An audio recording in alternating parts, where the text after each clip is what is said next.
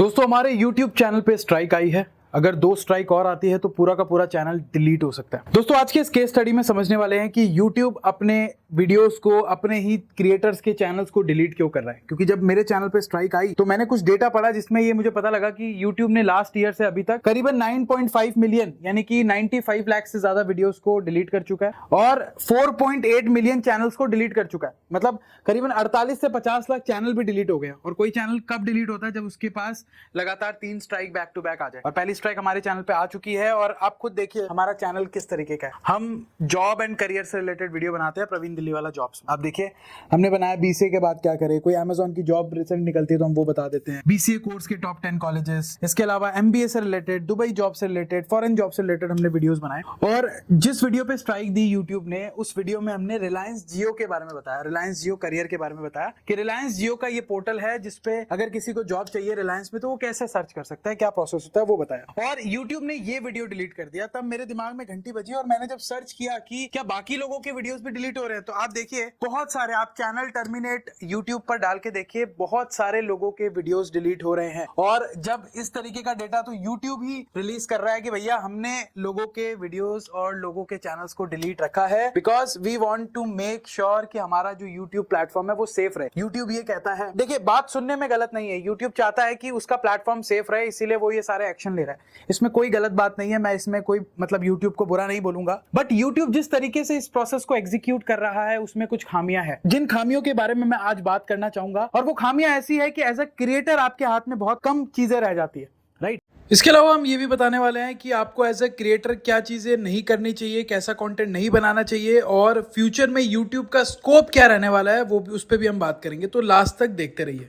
मैं 7 YouTube channel चला रहा हूँ, राइट। 7 चैनल है सोशल मीडिया पे, मतलब कुछ इंस्टाग्राम पे भी है, बट 6 से 7 YouTube चैनल है। 40 लाख से ज्यादा फॉलोइंग है हमारी YouTube पे और लगभग 7 से 8 साल हो गए मुझे YouTube पे काम करते हुए। अगर आप नए हो या पुराने हो मुझे नहीं पता, लेकिन मैं आपको बता दूं YouTube से मैंने वो हर चीज बनाई है जो आप शायद कभी सोच भी ना पाओ। मतलब YouTube ने बहुत कुछ चीजें दी है एंड मैं बहुत शुक्रिया अदा करता हूँ YouTube एज ए प्लेटफॉर्म का, जिसने बहुत सारे क्रिएटर्स, मेरे ऐसे बहुत सारे क्रिएटर्स को अच्छी अपॉर्चुनिटी दी है कि वो आज लाइफ में अच्छी जगह, अच्छी पोजीशन पे, अच्छी अपॉर्चुनिटी के साथ पहुंचे हैं। इसमें कोई बुराई नहीं है। We trust YouTube as a platform, but the problem is that कि YouTube आज की डेट में इतना बड़ा है ना कि YouTube सारे काम मैनुअली तो कर नहीं सकता, राइट। आज की डेट में अगर YouTube को 90 लाख वीडियोस डिलीट करने हैं तो YouTube का कोई इतने एम्प्लॉइज तो है नहीं कि सारे वीडियोस देखेंगे, डिलीट करेंगे। तो इन्होंने क्या किया, इन्होंने एक AI प्रोग्राम को लगा दिया। इन्होंने कहा जी भाई हमने अपना एक AI बना लिया जो इतना स्मार्ट है कि भैया वो जो है आप कुछ भी गलत डालोगे वो उसको डिलीट कर देगा। एंड ये एक्चुअल में है दोस्तों। जो हमारा वीडियो डिलीट हुआ YouTube से, जिसपे स्ट्राइक आई है, मुझे लगता है 3 घंटे हुए थे, 3 से 4 घंटे हुए थे, उस वीडियो को टेक डाउन कर दिया गया। और मुझे नहीं समझ आ रहा, आप खुद देखिए, टाइटल आप देख पा रहे होंगे जिस वीडियो को डिलीट किया गया, हमने लिखा 30,000 रुपीज सैलरी रिलायंस जियो करियर या रिलायंस जियो डायरेक्ट जॉब। और ये एक्चुअल में है, मतलब अगर आप देखो तो यही चीजें हैं। मतलब आप खुद जाके जियो करियर्स पे चेक कर सकते हैं।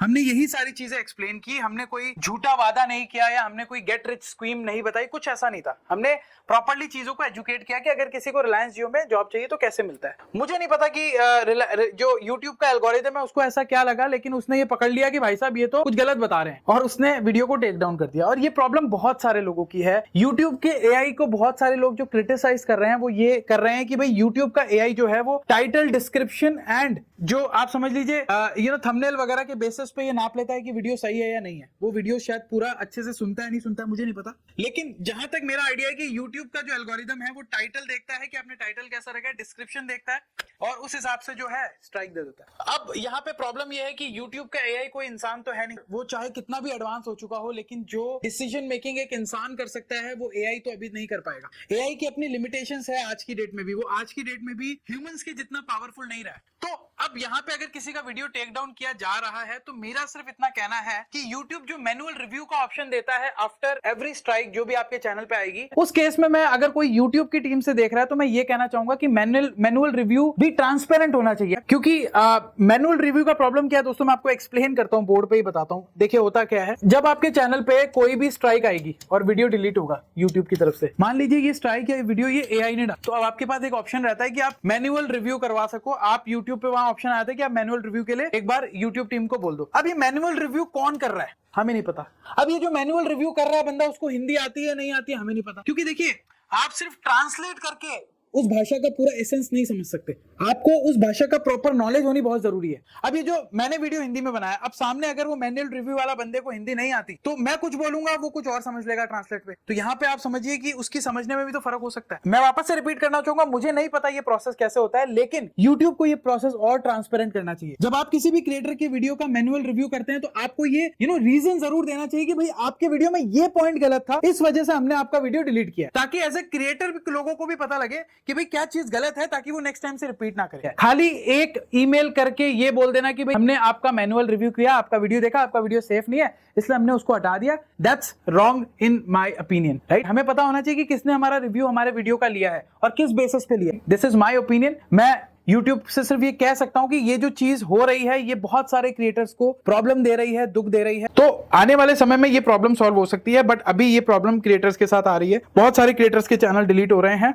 तो यहां पे मैं एक चीज कहना जरूर चाहूंगा, अगर आप एज ए क्रिएटर आना चाहते हो या एज ए क्रिएटर हो, कि कभी भी एक सोर्स ऑफ इनकम पे डिपेंड ना रहिए, राइट। आप यूट्यूब इनकम के साथ अपनी एक अफिलिएट कम्युनिटी बनाइए, ठीक है, अपने खुद के डिजिटल प्रोडक्ट्स लेके आइए, या आप अपना कोई साइड बिजनेस स्टार्ट करें, इन्वेस्टमेंट्स करें ताकि वहां से आपको रिटर्न आ सके, तो आपको बहुत ज्यादा फर्क नहीं पड़ेगा। मैं ये ऐसा इसलिए कह रहा हूं बिकॉज मैंने ये स्ट्रीम ऑफ इनकम्स बनाई है। हमने इन्वेस्टमेंट्स कर रखे हैं, प्रॉपर रियल एस्टेट में इन्वेस्टमेंट्स है, रेंटेड का एक हमारा रहता है जो वहां से इनकम आ जाती है, बिजनेसेस है कुछ वहां से इनकम आ जाती है। तो बहुत सारी चीजें कर रखी है, इसलिए बहुत ज्यादा फर्क नहीं पड़ता। बट अगेन मैं कहूंगा, कोई भी चैनल किसी भी क्रिएटर का डिलीट होता है तो उस समय दिल को दर्द तो होता है, लेकिन जब आपकी बहुत सारी सोर्स ऑफ इनकम रहती है तो आपके मन में ये रहता है कि चलो ठीक है, अभी यूट्यूब ये सारी चीजें कर रहा है, हमारे हाथ में कुछ नहीं है, तो चलो लाइफ में चीजों का जो बैलेंस है वो बिगड़ेगा नहीं, खर्चे वर्चे सारे निकलते रहे। तो आपको ये करके रखना है, एक चीज पर डिपेंड मत रहना, ठीक है। इसके अलावा किस तरीके का कंटेंट नहीं बनाना है उस पर भी बात कर लेते हैं। देखिए कुछ लिस्ट मैंने निकाली है और मैं आप लोगों को बताना चाहूंगा।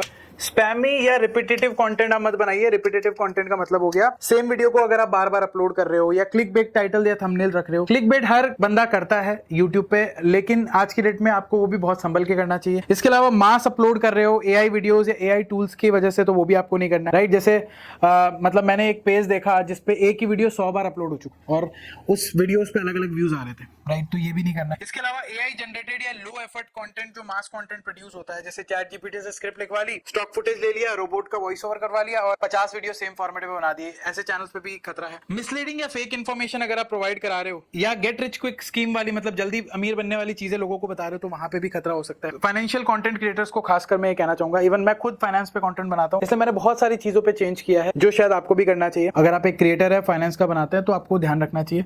इसके अलावा चौथे नंबर पे हम बात करेंगे फॉरेन प्रोपोगेंडा या पॉलिटिकल मैनिपुलेशन पे। अगर आप वीडियो बनाते हो, मतलब आप किसी एक पार्टी को ज्यादा लाइमलाइट पे लेके आ रहे हो, या दूसरी पार्टी की बहुत ज्यादा बुराई कर रहे हो, तो वो भी चैनल डिलीट हो सकते हैं। मतलब यूट्यूब ने, मैं आपको बता दूं, रशिया, चाइना जैसे कंट्रीज के प्रोपोगेंडा लिंक चैनल्स को, मतलब 34,000 से ज्यादा चैनल्स को डायरेक्टली हटा दिया। तो ये भी एक मतलब चीज है जो आपको समझनी पड़ेगी। अगर आप एक पॉलिटिकल कंटेंट क्रिएटर हो, जैसे वायलेंस दिखा रहे हो, ब्लड दिखा रहे हो, फाइट दिखा रहे हो, न्यूज में भी नहीं दिखा सकते। इवन चाइल्ड टारगेटेड जो वीडियोस होते हैं, अनसेफ वीडियोस होते हैं, मतलब बच्चों के लिए कोई टॉय दिखा लिया, कोई डेंजरस बिहेवियर दिखा दिया, वैसा भी आप नहीं दिखा सकते। रियल एक्सीडेंट के फुटेज आप नहीं दिखा सकते, या कोई प्रैंक के फॉर्म में भी दिखा रहे हो तो नहीं दिखा सकते। इसके अलावा अगर आप कम्युनिटी गाइडलाइंस वायलेशन कर रहे हो, जैसे अगर आप कॉपीराइट म्यूजिक लगा रहे हो, किसी का वीडियो कॉपीराइट लगा रहे हो, तो वहां पे भी दिक्कत हो सकती है। अभी एक क्रिएटर रिसेंट में जिनके साथ इशू हुआ था, मोहक मंगल के साथ, ANI ने उनके ऊपर केस किया था। उनका क्या हुआ मुझे नहीं पता, बट आप देख सकते हो चीजें इस लेवल पे भी जा सकती है। मतलब 30 या 40 लाख रुपए मांगे गए थे, मुझे जितना याद है। ऐसी भी चीजें हो सकती है। इसके अलावा सेक्सुअल कंटेंट, न्यूडिटी, आप ये सारी चीजें नहीं दिखा सकते। अगर आप दिखाओगे चैनल डिलीट हो जाएगा। आप देखिए इंडियन गवर्नमेंट ऐसे लोगों को गिरफ्तार तक कर रही है, ऐसे क्रिएटर्स को जो इस तरीके का गंदा कंटेंट बनाते हैं